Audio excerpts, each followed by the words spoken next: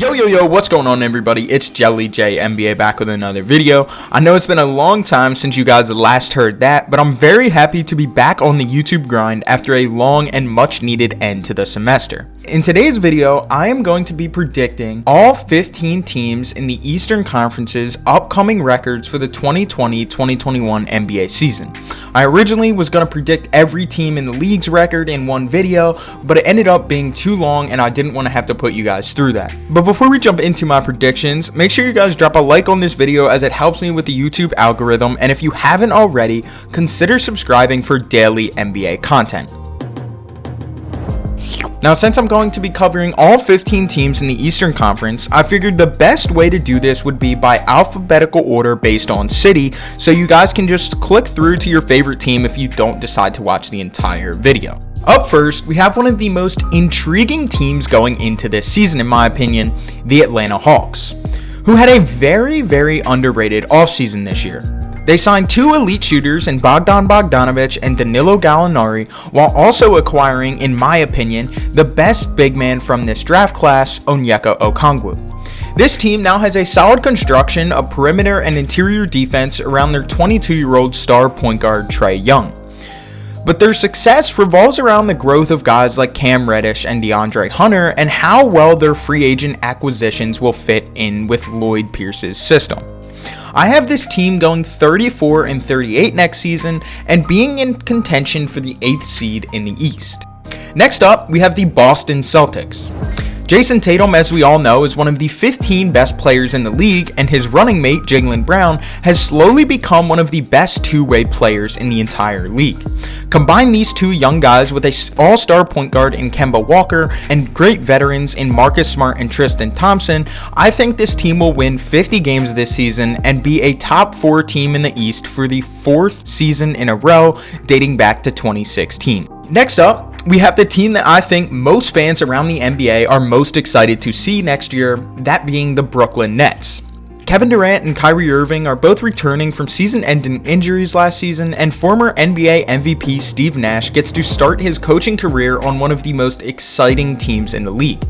I think this team built around Kyrie and KD will win 54 games next season and be a top 2 seed in the East. Next up, we have the Charlotte Hornets. Now, the Hornets were a team last year who nobody really expected to be good, but I don't think anybody expected them to land a player like LaMelo Ball in this year's draft after moving up in the draft lottery. LaMelo now is obviously the focal point this team is building around, with other young players like Miles Bridges, Devontae Graham, and PJ Washington surrounding him. This team is still in the midst of a rebuild though after shipping off Kemba Walker last offseason, so I don't see them winning many games.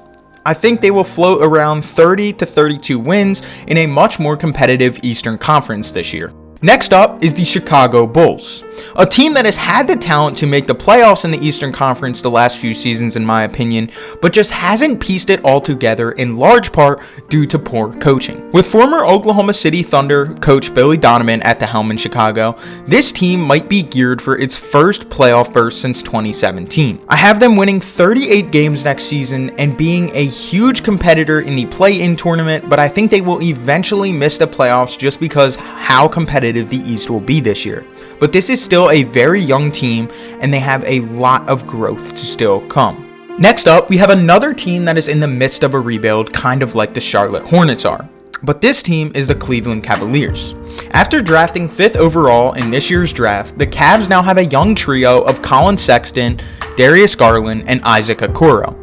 I see this team winning 26 to 28 games and landing another high draft pick next season in an uber competitive Eastern Conference, but this might be the best overall thing for the Cavs as they have a chance to land a star player in next year's draft. Next up, we have the Detroit Pistons, a team that had a very interesting offseason to say the least. They made some great picks in the first round of this year's draft, picking Killian Hayes at number 7, Sadiq Bey, and Isaiah Stewart all in the first round. But they also traded away what was their best young piece in Luke Kennard, let Christian Wood walk in free agency, and signed Mason Plumlee and Jeremy Grant to a combined $85 million in free agency. I think this team is going to struggle next season.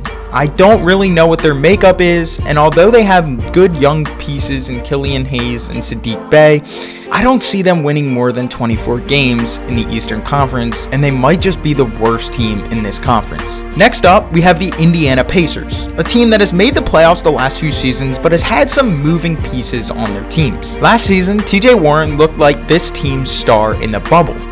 But for this team to be at its best, their best player has to be Victor Oladipo. Now, I understand Oladipo was coming off a quadriceps injury last season, but if this team wants to make a push in the playoffs this season, Oladipo is going to have to return to all-star form. I see this team winning 44 games in the East this year and being the 6th or 7th seed. Next up, we have the reigning Eastern Conference champion, Miami Heat. Coming off a finals appearance versus the Lakers this last season, I think the Heat will win 48 games and be the 5th seed in the East this year, floating around the middle of the pack. I think although they are coming off a finals appearance, the Eastern Conference is going to be so much more competitive this season, with teams like the Nets and Wizards getting their star players back.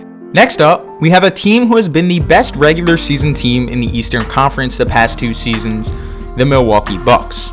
After losing in the second round of the playoffs versus the Heat, the Bucks knew it was time to make some changes to this roster outside of Giannis Antetokounmpo. Acquiring Drew Holiday might have been the biggest addition to a contender this offseason. He's one of the best two-way players in the league, and this team is built to be great in the regular season once again.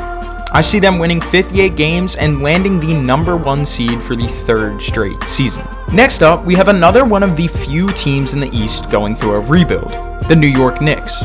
After choosing Obi Toppin 8th overall in this year's draft, the Knicks now have a young trio consisting of Toppin, RJ Barrett, and Mitchell Robinson. In a very competitive Eastern Conference this year, I think the Knicks will win 24 games and probably be one of the worst teams in the league. But I think this team has a nice makeup for the future. They will most likely land a high draft pick in a loaded 2021 draft class, and with all these teams competing for a playoff spot this year, the Knicks just simply aren't there yet. Next up, we have the Orlando Magic, a team that has made the playoffs the last 2 seasons as a bottom seed in the East. With their best defensive player, Jonathan Isaac, being out for the entirety of this upcoming season most likely, I think the Magic will take a step back and end up on the outside of the playoffs this year looking in. I can see this team winning 32 games and being competitive in the play-in tournament, but eventually coming up short. Next up, we have the Philadelphia 76ers. This is a team that looks entirely different than just a year ago. They somehow were able to get rid of Al Horford and managed to land one of the best shooters in the entire league in Seth Curry in exchange for Josh Richardson. Daryl Morey has provided Doc Rivers with the best overall roster this team has seen in the last few seasons. Now it's just up for him to combine the unique talents of Ben Simmons and Joel Embiid around these other guys. I think this team will vastly improve from their disappointing season last year and win 52 games in the Eastern Conference, landing them a top 3 seed. Next up, we have the Toronto Raptors. Losing Kawhi Leonard obviously hurt this team's chances of winning a championship last season, but they still were one of the top 3 teams in the Eastern Conference and pushed the Celtics to 7 games in the Eastern semis. They lost Serge Ibaka and Marc Gasol in free agency, 2 guys that had huge veteran presences on this team, but they were able to retain Fred VanVleet and signed Aaron Baines to provide depth in the front court along with Chris Boucher. In my opinion, this is still the deepest team in the Eastern Conference, and this depth will lead them to another playoff appearance. I see them winning 48 games and landing the 5th seed in the East. And the final team rounding out my Eastern Conference predictions for this upcoming season is another team who looks entirely different than they did a year ago, the Washington Wizards. Now, although this team didn't have as many moving pieces as a team like Philadelphia did, the Wizards have a new sheriff in town, that being former MVP point guard Russell Westbrook. I'm very interested to see how a Russ and Bradley Beal duo will play, and I think this team has enough depth surrounding their 2 stars to make a push for the playoffs and potentially even make some noise come playoff time. I see this team winning 42 games and snagging the final seed in the Eastern Conference. And that's all for today's video, guys. Be sure to leave a like if you haven't already, and let me know in the comment section down below your Eastern Conference predictions for this upcoming season. As always, I hope to see you guys in the next one.